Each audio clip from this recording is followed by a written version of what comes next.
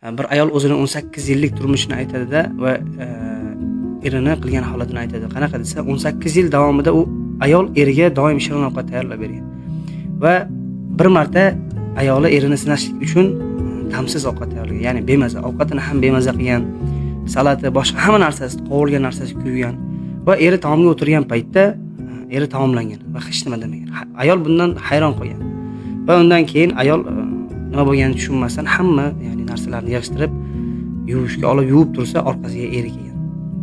Orqasiga eri kelib, ya'ni yelkasiga urgan. Shunda ayol qaragan, er bag'riga bosganda, u ayolning peshonasidan urib qo'ygan.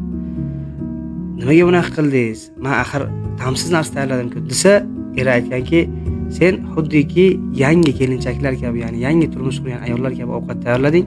Men ham yangi turmush qurgan ayollarga qilgan munosabatni senga qildim, deydi. Ya'ni oilani buzilishligi yoki saqlanib qolishiga, ya'ni muammoni katta qilish yoki kichkina qilishlik o'zimizga bog'liq narsa.